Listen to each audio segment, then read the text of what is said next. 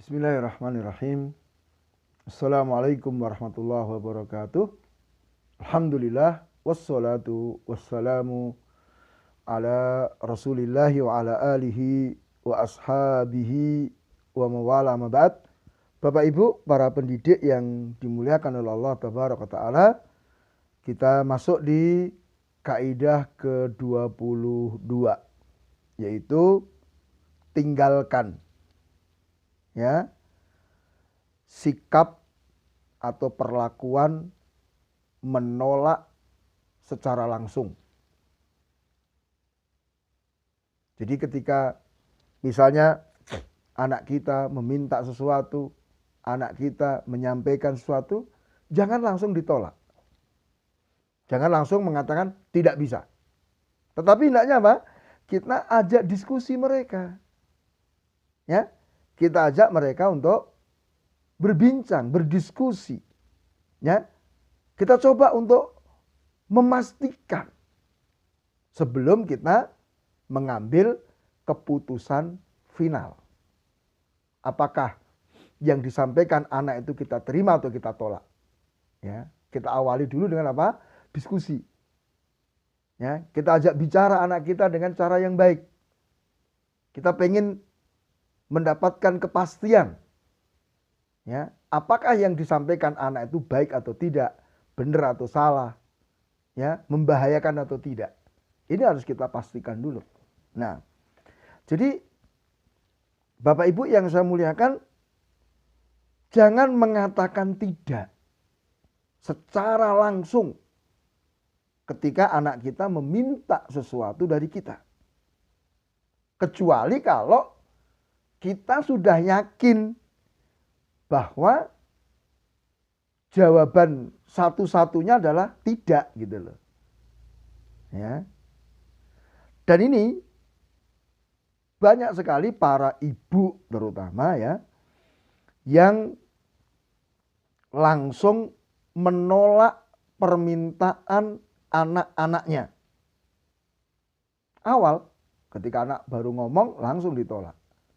Ini biasanya para ibu, meskipun di kalangan ayah juga banyak terjadi yang seperti ini.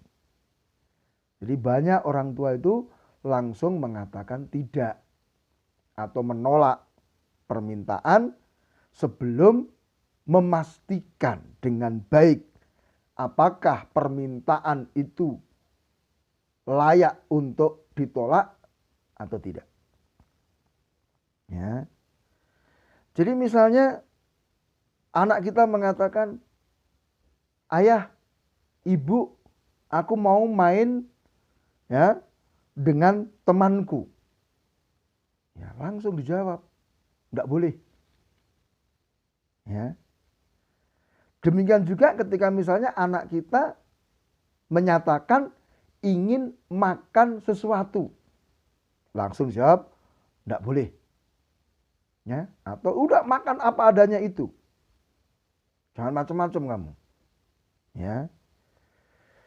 Kemudian juga misalnya anak kita mau ngajak jalan-jalan, mungkin mau tamasya kemana gitu. Ya, langsung biasanya apa dijawab tidak. Maka ini tidak bagus. Ya. Ya. Bapak Ibu yang saya muliakan, perlu dipahami ya, apa yang ada di pikiran dan perasaan anak sering tidak sama dengan apa yang ada dalam pikiran dan perasaan kita, orang tua. Ya. Jadi misalnya kita ingin, misalnya ketika kita libur, kita misalnya mungkin ke mana? Ke pantai, atau mungkin ke waduk mana begitu ya, danau gitu. Maka kita sebagai orang tua pengennya apa? Ya sudah, duduk aja di gazebo, kemudian ngobrol ya. Misalnya kita suami istri, bapak ibu, ngobrol di situ membicarakan anak kita dan sebagainya. Itu yang paling asyik bagi orang tua kan seperti itu. Tapi anak-anak kita tuh yang paling asyik adalah apa? Ya kalau berenang. Kalau kotor-kotor kan begitu. Main lumpur dan sebagainya. Cuman biasanya kita orang tua itu akan melarangnya. Jangan, nggak boleh. Gitu. Nanti kotor kamu nanti. Nah, ini perlu kita perhatikan bahwasanya kesenangan anak beda dengan kesenangan orang tua gitu loh. Ya. Maka hendaknya kita harus pandai-pandai untuk mensikapi apa yang ada pada anak kita. Apa yang diminta oleh anak kita. Kita harus tahu. Ya. Maka kalau kita sebagai orang tua menutup pintu diskusi, tidak mau melakukan pembicaraan, ya, tidak mau sedikit misalnya tanya jawab, atau mungkin bahasa kasarnya sedikit berbantah-bantahan dengan anak kita, maka ini akan menumbuhkan pada jiwa anak kita sikap, wah berarti orang tua itu enggak menghargai saya. Percuma kita ngomong, kan begitu. Sehingga akhirnya apa? Ya anak sudah punya keyakinan, paling ayah nggak setuju, paling ibu nggak mau dan sebagainya. Sehingga akhirnya apa? Ini membuka pintu kejelekan. Anak akhirnya apa?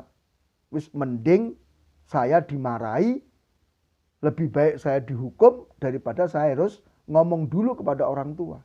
Kenapa? Paling kalau ngomong nggak dibolehkan kok.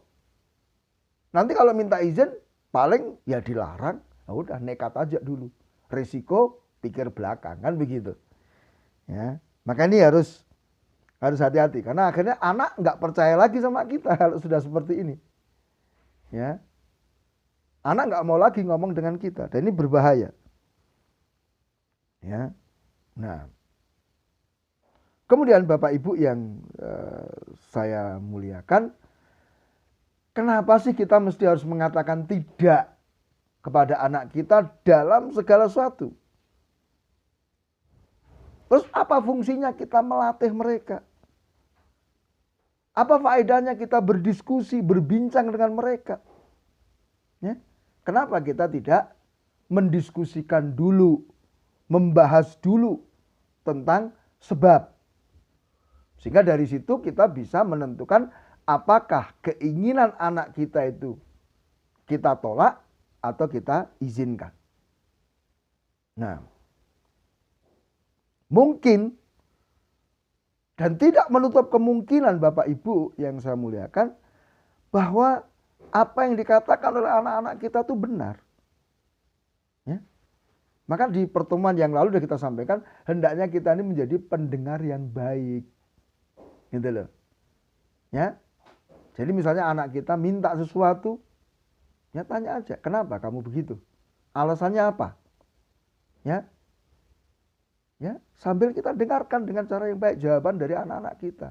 Baru dari situ kita putuskan apakah permintaannya kita terima atau kita tolak. Ya.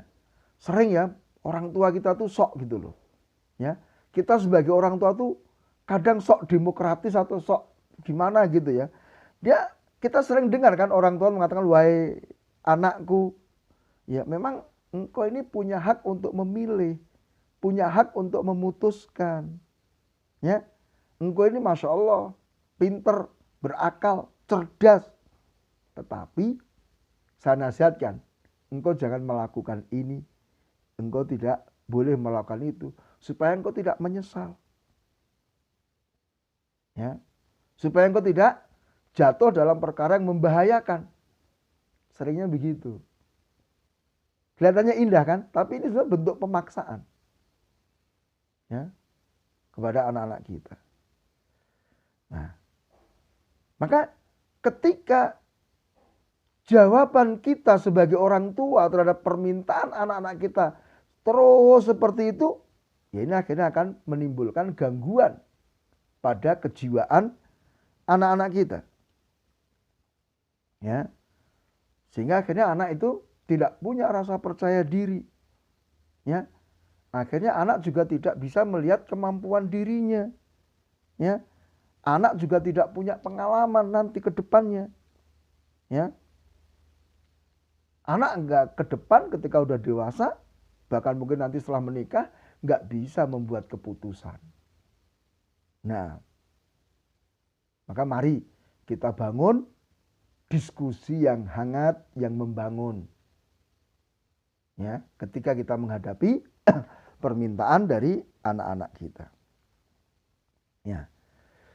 Kemudian tadi Bapak Ibu yang saya muliakan, saya tegaskan sekali lagi bahwa ada perbedaan pemikiran, ada perbedaan kesenangan antara orang tua dengan anak. Ya tadi saya contohkan, misalnya kita main ke pinggir, ke pantai atau ke danau dan sebagainya, kita pengennya orang tua ya sekedar nongkrong-nongkrong, minum teh, ya kan, makan snack, ya ngobrol, hanya itu udah kesenangan kita orang tua. Tapi anak-anak kita kan enggak, mereka pengennya bermain dan sebagainya. Tetapi ketika anak ingin bermain langsung diterai, jangan, nggak boleh, kotor nanti kamu. Wah itu bahaya, nanti kamu bisa tenggelam dan sebagainya. Seringnya begitu. Ya. Sehingga akhirnya anak nggak bisa apa-apa, anak nggak bisa menikmati kan, meskipun jalan-jalan, meskipun piknik tamasya, anak nggak bisa menikmati. Gitu.